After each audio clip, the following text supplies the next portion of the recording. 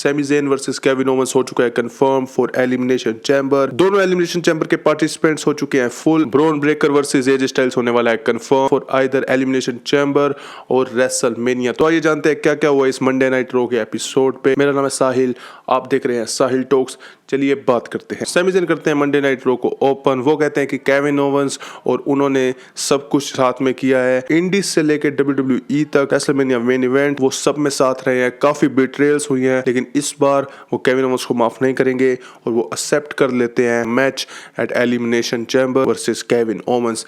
Adam Pearce interrupt कर देते हैं। वो कहते हैं तुम्हें भी पता है कि तुम क्लियर्ड नहीं हो मेडिकली फॉर दिस मैच, तो वो मना कर देते हैं इस मैच को ऑफिशियल करने के लिए। सैमी ज़ेन कहते हैं कि वो इस रिंग को नहीं छोड़ेंगे जब तक एडम पियर्स मैच ऑफिशियल नहीं कर देते। एडम पियर्स सैमी ज़ेन को समझाने लग जाते हैं कि ये मैच शायद उनके करियर का लास्ट मैच हो और वो कुछ कंट्रोल नहीं कर पाएंगे। तो क्राउड कहता है लेट देम फाइट। फिर भी सैमी ज़ेन उनके पीछे लग जाते हैं कि मुझे ये मैच दे दो, तुम मुझे जानते हो काफी टाइम से और मैं पीछे हटने वालों में से नहीं हूं। तो फिर एडम पियर्स ऑफिशियल कर देते हैं मैच, पर वो बोलते हैं कि ये मैच होएगा unsanctioned, that means anything can happen. तो बहुत तगड़ा मैच देखने को मिलने वाला है हमें एलिमिनेशन चैम्बर में, Sami Zayn versus Kevin Owens. Backstage में हमें देखता है कि जजमेंट डे में वाद विवाद चल रहा होता है। फिन वेदर बोलते हैं कि हम सब जीतेंगे, आज क्वालिफाई कर लेंगे।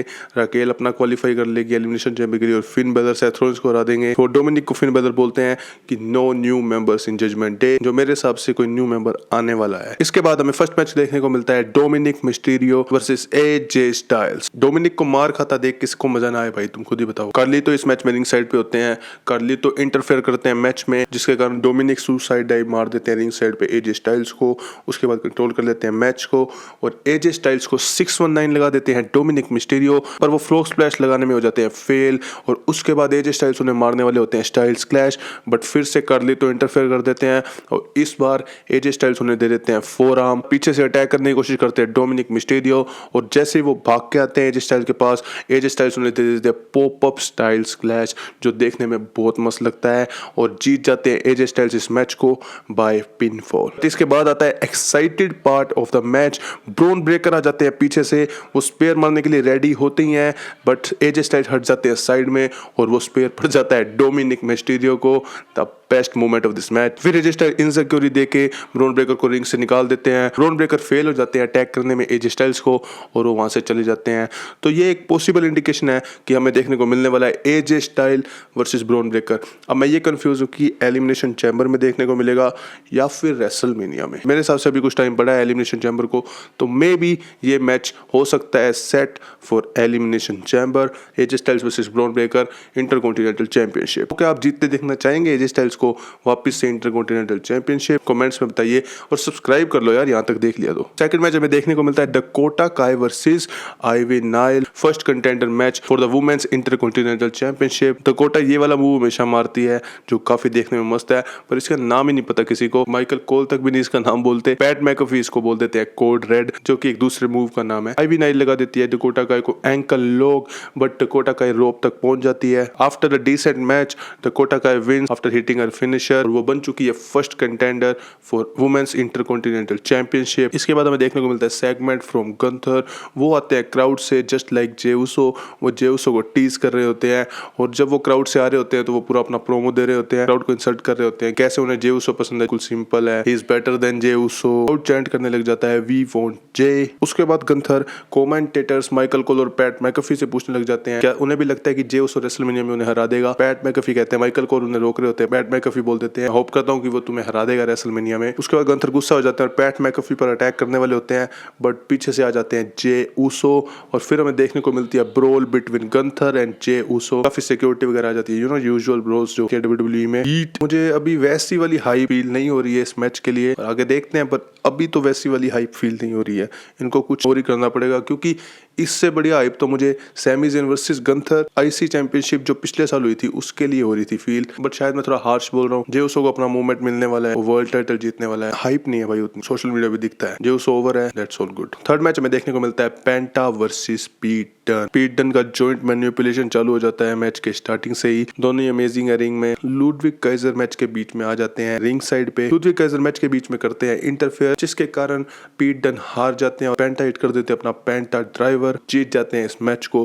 बट उसके बाद लुडविग काइजर पीछे से कर देते हैं अटैक पेंटा पे, पीट डन कर देते हैं लुडविग काइजर पे अटैक अटैक्ट और वो दोनों रिंग साइड पे लड़ने लग जाते हैं, जिसके बाद Penta over the top rope move लगा के दोनों को गिरा देते हैं। इन तीनों का ट्रिपल थ्रेट शायद देखने को मिलने वाला है। मैचेस तो ग्रेट है, बाकी देखते हैं आगे क्या होता है। इसके बाद फोर्थ मैच हमें देखने को मिलता है रोक्सन पेरेज वर्सेस राकेल रोड्रिगेज और एलिमिनेशन चैम्बर क्वालिफाइंग मैच। जे उसो जैसा एक रिंग साइड पे भी होता है। राकेल शुरू में ही कंट्रोल कर रही होती है मैच को और रोक्सेन के साथ खेल रही होती है जैसे कोई टॉय होती है। रोक्सेन उसे फेंक रही होती है इधर उधर। इंटरेस्टिंग पॉइंट तब आता है जब बियांका और नियोमी इंटरफेयर कर देते हैं और लिव मॉर्गन को पकड़ के मारने लग जाते हैं। राकेल हो जाती है डिस्ट्रैक्ट, जिसका फायदा उठा लेती है पीछे से रोक्सेन और रोक्सेन अपना फिनिशर लगा देती है राकेल पे and won this match and qualifies for the elimination chamber. उन्होंने ज्वाइन कर लिया है Naomi, Alexa, Bianca, Bayley and Liv को। तो ये वुमेन्स एलिमिनेशन चैम्बर भी हो चुका है फुल। फिर हमें देखने को मिलते हैं Seth Rollins in back stage wearing is red outfit और वो बात करते हैं कि उन्हें जीतना है ये मैच, उन्हें करना है क्वालिफाई एलिमिनेशन चैम्बर के लिए और ये मैच उन्हें फिन से ज्यादा जीतने की जरूरत है।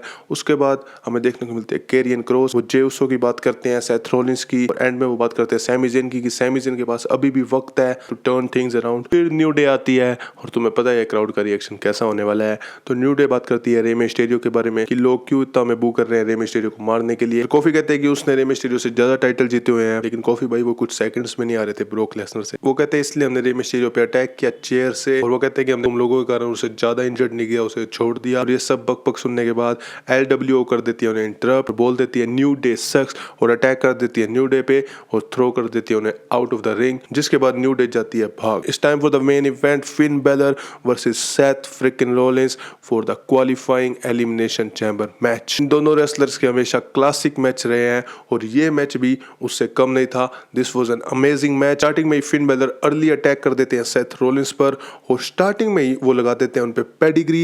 ये पेडिग्री होती है ब्रूटल देखने में। इसमें जब फिन बेलर उन्हें पेडिग्री लगाते हैं तो उनके हाथ नहीं छोड़ते वो सेथ रोलिंस के, जो कि थोड़ा डेंजरस होता है पर दिखने में बहुत ब्रूटल लगता है। पर फिर भी सेथ रोलिंस कर देते हैं किक्स आउट। फिर फिन बेलर अपना फिनिशर मारने वाले होते हैं टॉप रोप से, सेथ रोलिंस कर देते हैं काउंटर विद क्लोज लाइन। काफी फास्ट पेस मैच होता है। वो इनकी नी को टारगेट कर रहे होते हैं हमेशा की तरह, crowd singing Seth Rollins song. फिर सेथ रोलिंस बकल बॉम्ब दे देते हैं फिन बेलर को और उसके बाद वो फ्लोक स्प्लैश देने वाले होते हैं फिन बेलर को और फिन बेलर कर देते हैं काउंटर और उन्हें पिन करने वाले होते हैं रोल अप से, पर सेथ रोलिंस किक्स आउट। मस्त मैच चल ही रहा होता है। फिर सेथ रोलिंस लगा देते हैं शार्प शूटर एंड रिवर्स कर देते हैं और लगा देते हैं फिन को pedigree, but Finn kicks out. But इस किक आउट में दिक्कत ये थी कि वो 3 काउंट हो जाता। फिन बेलर ने थोड़ा डिले कर दिया था शोल्डर उठाने में। क्राउड कहने लग गया कि रेफरी सक और सेथ रोलिंस भी रेफरी को बोलते हैं। ये बहुत अमेजिंग था, मतलब बिल्कुल अनस्क्रिप्टेड था क्योंकि ऐसा होना तो नहीं था पक्का।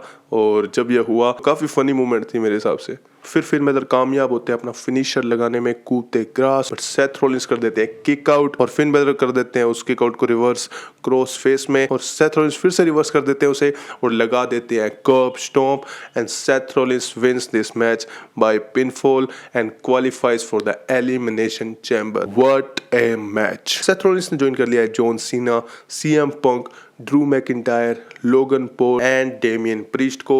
ये एलिमिनेशन चैम्बर मैच तो भाई बहुत स्टैक्ड हो चुका है। ये मैच बन सकता है one of the best elimination chamber matches. आपको क्या लगता है ये एलिमिनेशन चैम्बर मैच कौन जीत सकता है, मुझे बताइए। मैं बात करूंगा इसकी अपने प्रेडिक्शंस वीडियो में। तो हाँ जी, यही था रो का रिव्यू। अगर आपको मेरा वीडियो अच्छा लगा हो तो प्लीज लाइक कीजिए, कॉमेंट कीजिए और शेयर कर दीजिए अपने रेसलिंग फैंस के साथ। मेरे बाकी वीडियोस देखने के लिए यहाँ क्लिक कीजिए और मैं मिलता हूँ आपको वहाँ पे। राधे राधे।